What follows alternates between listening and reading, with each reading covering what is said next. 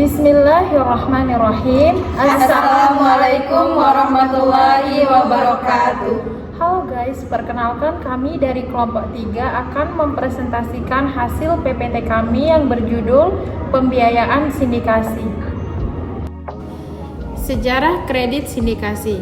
Pinjaman sindikasi merupakan salah satu praktek perbankan yang telah berkembang dalam kurun waktu yang cukup panjang. Pinjaman sindikasi digunakan pada saat dibutuhkan pendanaan dalam jumlah yang sangat besar. Pinjaman sindikasi mulai tumbuh di pasar modal dalam negeri Amerika Serikat pada tahun 1950-an, yaitu di pasar di Wall Street. Pada saat pasar tersebut, pinjaman sindikasi diberikan hanya dalam mata uang dolar Amerika Serikat, walaupun penerima pinjaman tersebut adalah pihak asing. Sedangkan pinjaman sindikasi pasar internasional diberikan dalam semua bentuk mata uang yang convertible. Modal sendiri baru berkembang sekitar tahun 1960-an. Definisi pembiayaan sindikasi. Dalam pembiayaan perbankan, dikenal pembiayaan bersama atau sering dikenal sebagai pembiayaan sindikasi. Dalam dunia pembiayaan, yang dimaksud pembiayaan sindikasi adalah pembiayaan pada debitur oleh lebih dari satu bank sebagai kreditur dalam satu surat persetujuan. Pembiayaan ulang dapat dilakukan oleh lebih dari satu bank, mengingat pada masing-masing bank terdapat batas maksimum pemberian kredit atau BMPK pada satu debitur atau pada satu grup debitur. Secara hukum, pihak yang terlibat dalam pembiayaan sindikasi berbeda dengan pembiayaan biasa. Pada pembiayaan sindikasi, hubungan hukum yang terbentuk adalah hubungan hukum antara debitur dan masing-masing bank, dan yang kedua adalah hubungan hukum antar bank atau lembaga keuangan yang memberi pembiayaan pada debitur. Yang pertama, hubungan antara debitur dan masing-masing bank atau lembaga keuangan. Hubungan pertama yang terbentuk dalam pembiayaan dengan sindikasi adalah hubungan antara hukum debitur yang mengajukan permohonan pembiayaan dengan masing-masing bank atau lembaga keuangan sebagai debitur. Yang kedua, hubungan antar kreditur. Secara keperdataan, hubungan hukum kedua yang terbentuk dalam pembiayaan dengan sindikasi adalah hubungan hukum di antara masing-masing bank dan atau lembaga keuangan yang berpartisipasi sebagai kreditur. Yang ketiga, penetapan akad pembiayaan sindikasi. Untuk menetapkan akad pembiayaan syariah yang tepat dalam hal sindikasi korporasi, faktor pertama yang perlu diidentifikasi oleh bank syariah adalah apakah bentuk pembiayaan tersebut dilakukan melalui 2 tahap atau two step atau secara langsung. Jika pembiayaan tersebut terbentuk two step atau 2 tahap, faktor berikutnya yang harus dilihat bank adalah apakah bentuk sindikasi tersebut lead syndication, club deal, atau sub-syndication. Materi selanjutnya yaitu bentuk pembiayaan sindikasi. Pada umumnya, pembiayaan ini diberikan bank kepada nasabah korporasi yang memiliki nilai transaksi yang sangat besar. Sindikasi ini mempunyai 3 bentuk, yakni yang pertama lead syndication, yang kedua club deal, dan yang ketiga sub-syndication. Yang pertama, pembiayaan sindikasi lead syndication, yaitu sekelompok bank yang secara bersama-sama membiayai suatu proyek dan dipimpin oleh satu bank yang bertindak sebagai leader.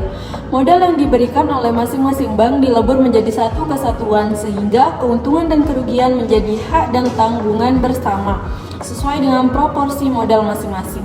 2. Pembiayaan sindikasi club deal. Kelompok bank yang secara bersama-sama membiayai suatu proyek, namun antara bank yang satu dan yang lainnya tidak mempunyai hubungan kerjasama bisnis dalam arti penyatuan modal.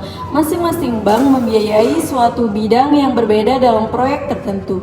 Yang ketiga, pembiayaan sindikasi sub-syndication. Bentuk sindikasi yang terjadi antara suatu bank dan salah satu bank peserta sindikasi lain, dan kerjasama bisnis yang dilakukan keduanya tidak berhubungan secara langsung dengan peserta sindikasi lainnya.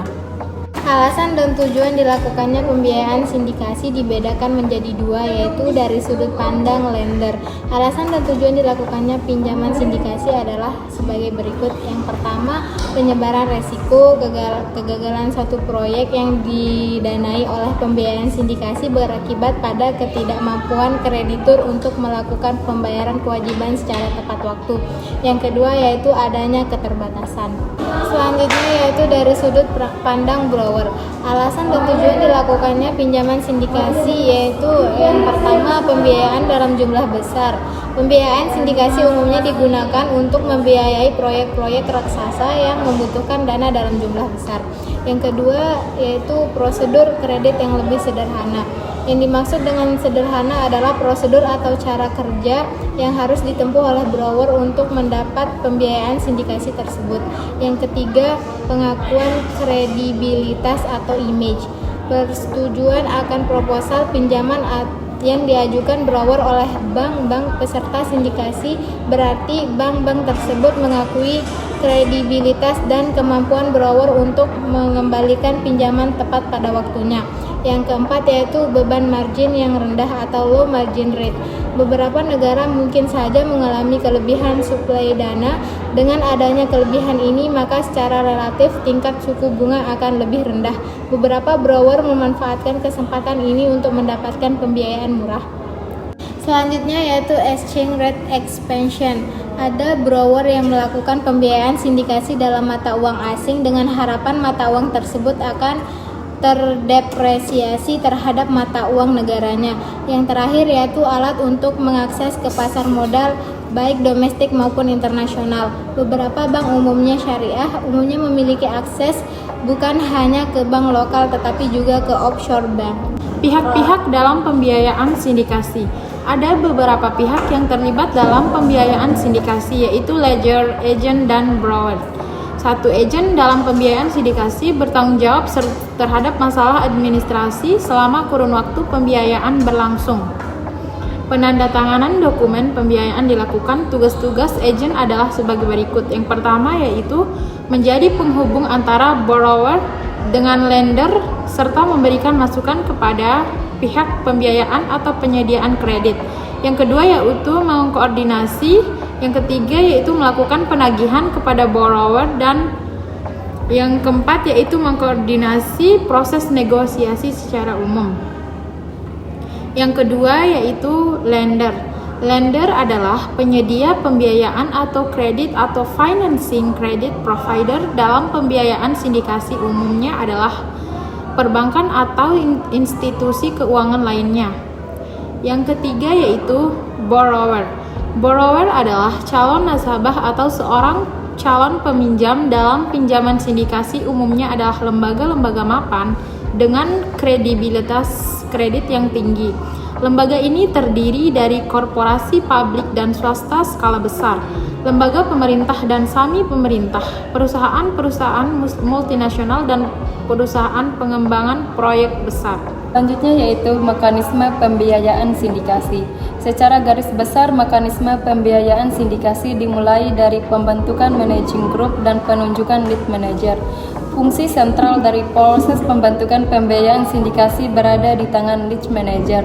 Dalam rangka pembentukan suatu sindikasi, sebelum lead manager membentuk sindikasi terlebih dahulu, lead manager harus mendapatkan mandat dari calon borrower. Sebelum surat mandat dibuat, ada 3 kegiatan yang harus dilakukan terlebih dahulu, yaitu yang pertama deal organization. Deal organization berarti mengorganisasi seluruh kegiatan untuk menunjang terbentuknya pembiayaan sindikasi. Yang kedua itu credit evaluasi. Credit evaluation adalah kegiatan untuk mengevaluasi pembiayaan yang akan diberikan. Yang ketiga, structuring the credit. Structuring the credit dilakukan setelah dianalisis hal-hal tersebut di atas. Demikianlah presentasi dari kelompok 3, lebih dan kurangnya kami mohon maaf. Wassalamualaikum warahmatullahi wabarakatuh.